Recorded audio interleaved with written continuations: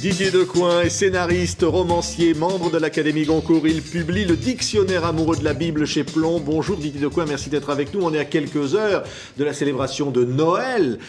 Et vous posez des tas de questions, vous répondez dans ce livre. Qui était Jésus? Qui était Marie? Qui était Joseph? C'est une aventure incroyable. C'est une épopée extraordinaire. Et je trouve que c'est tout à fait légitime qu'on se pose des questions. Mais ça s'est passé il y a quand même 2000 ans. Enfin, on n'est pas très sûr de la date. Hein. Mais disons, il y a au moins, grossièrement, il y a 2000 ans.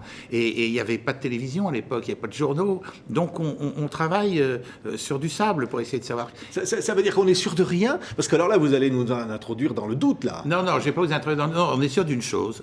Une jeune fille, probablement ravissante, très jeune, nommée Marie, vierge, qui se consacrait au service de Dieu dans le temple, fiancée à un homme qui s'appelle Joseph, met au monde, à Bethléem, un petit bébé qui est le Fils de Dieu. Alors ça c'est la certitude. Le 24 décembre? Le 24 décembre, c'est pas sûr, parce que je vais vous dire, on dit qu'il y avait dans les collines autour de Bethléem des bergers qui gardaient leurs agneaux. Alors les agneaux, c'est plus en principe le printemps. En plus, si c'était la nuit, les bergers, on s'imagine qu'ils n'étaient pas comme ça en plein air. On a choisi le soir du 24 décembre, parce que c'est le soir du solstice, c'est-à-dire qu'à partir de demain ou d'après-demain, j'ai un jour près, je ne sais plus, les jours vont commencer à croître.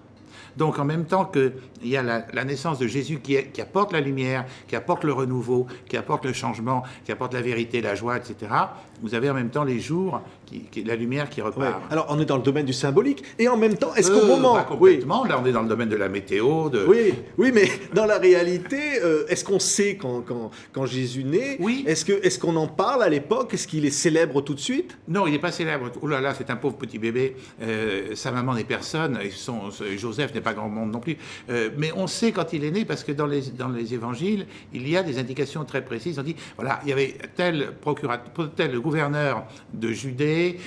Donc on arrive à caler à peu près mais attendez, à 2 ou 3 ans près, c'est pas grave de se tromper. Ce qui est important, c'est que ça ait eu lieu. Oui. Ce qui est important, c'est que ça continue d'émerveiller notre temps.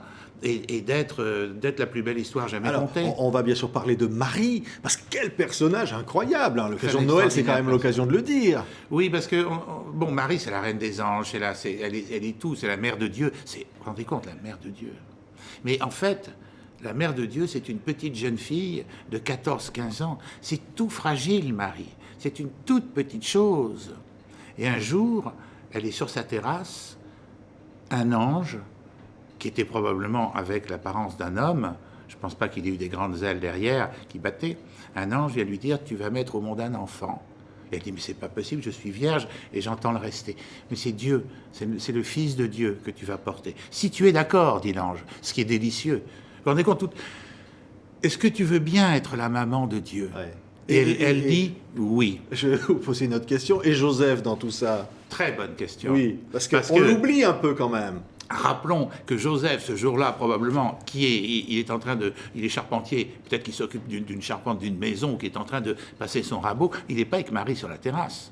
Et quand le soir, Marie et Joseph se retrouvent, Marie, il faut bien qu'elle lui dise qu'il va se passer quelque chose, là. Donc elle lui dit, écoute, le dialogue est de moi. Hein. Vous n'y étiez pas, non, hein, Didier Decoing. Oui. Non, je l'ai rêvé 1000 fois, mais je n'y étais pas. Tu sais, Joseph, je vais avoir un enfant. Effroi de Joseph, mais je ne t'ai pas touché, je ne te toucherai jamais, tu as promis d'être vierge, comment cela se peut-il? Et elle dit, ben voilà, c'est un ange qui est venu me l'annoncer. Alors Joseph, c'est un charpentier, c'est un type pragmatique, un ange. Très viril, cet ange-là, non? Est-ce qu'il ne se serait pas passé des choses entre ce supposé ange et Marie? Donc il a des doutes, Joseph. Et ce qui est très grave, c'est que s'il est prouvé que Marie a trompé son fiancé, eh bien, elle est condamnée à être lapidée. Oui. C'est-à-dire qu'on va lui jeter les pierres jusqu'à ce qu'elle meure. Et Joseph, il est perdument amoureux de Marie. Et donc, il ne supporte pas ça. Et il dit, qu'est-ce que je vais trouver comme truc pour la sauver? Je vais mentir, qu'est-ce que je vais dire? Et l'ange revient et lui dit, tu peux, sans problème, prendre Marie dans ta maison. Elle est totalement pure et innocente. Elle va vraiment mettre au monde le Fils de Dieu. Oui. C'est un amour. Vous, le scénariste, hein, vous auriez rêvé d'une histoire comme ça, hein, Didier Decoing. Déjà, comme croyant, cette histoire m'émerveille. Chaque fois que revient Noël, on a de la chance, nous les croyants. Hein. On a Noël, on a Pâques, la résurrection, dites donc, c'est pas rien non plus. Oui. Hein, un mort qui revient. Ouais. et puis qui entre dans une vie nouvelle, puis qui, bien que Jésus ressuscité, il mange du poisson grillé, du pain avec ses disciples. C'est pas un fantôme. Ouais. Et que devient Marie? Que devient Joseph? Que deviennent-ils? Est-ce qu'ils meurent? Est-ce qu'ils sont enterrés quelque part? Quelle est leur vie? À quel âge ils disparaissent? Alors Joseph, on pense qu'il meurt assez vite.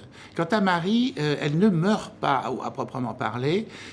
Marie connaît ce qu'on appelle la dormition, c'est-à-dire qu'elle s'endort et qu'elle est, alors on va mettre plein de guillemets, ravie au ciel, emportée au ciel. On ne sait pas sous quelle forme. On ne sait pas où elle est morte. Il y a des gens qui disent qu'elle est morte à Éphèse, auprès de l'apôtre Jean. Il y a Éphèse, une adorable petite maison réputée être la maison de Marie.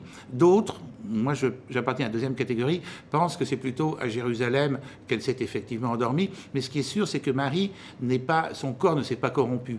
Son corps n'a pas subi la corruption que subissent nos corps. Donc elle est au ciel, Marie nous attend. On est encore en 2009, après Jésus-Christ. Donc après sa naissance, et pourtant vous dites on s'est peut-être trompé de date. On pense, oui, c'est même une quasi-certitude qu'on s'est trompé de 3 ans. Et qu'en fait, nous devons être en 912, en 2012. Il semblerait que Jésus soit né, information soit né à importante 0 pour tous plus ceux qui 3. nous écoutent. On est en 2012. Hein. Mais c'est pas d'une confirmation. Encore une fois, on n'a pas vraiment les preuves. Mais parce qu'il est dit que, voilà, quand Jésus est né, il y avait telle personne qui était gouverneur à tel endroit, qu'on faisait un recensement. Alors quand on reprend les textes romains, parce qu'il faut bien penser que la Terre Sainte de l'époque, Bethléem, Nazareth, Jérusalem, sont des villes qui sont sous la domination romaine. Donc on a des documents concernant l'administration. Donc si on fait des recoupements avec l'administration, on s'aperçoit que vraisemblablement, on se trompe de 3 ans. Jésus avait 3 ans de plus. La chute de la tour de Babel, la traversée de la mer Rouge, le tragique destin de Job.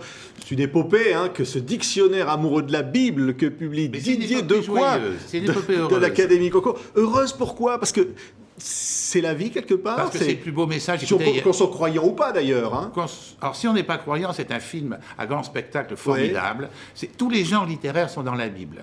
Je veux dire, même la comédie musicale, puisque quand vous lisez les psaumes qu'on prête à David, on dit que c'est David qui les a écrits, il y a des indications disant ça se danse comme ça se chante comme ça, c'est des polars formidables, c'est des bouquins de guerre extraordinaires, c'est du fantastique. C'est des histoires d'amour d'une sensualité, le cantique des cantiques. N'en rajoutez pas plus, Didier Decoing. Et on vous souhaite donc, puisque vous êtes croyant, un joyeux Noël. Merci d'avoir été avec nous pour cette émission de l'invité de TV5 Monde. Merci à vous.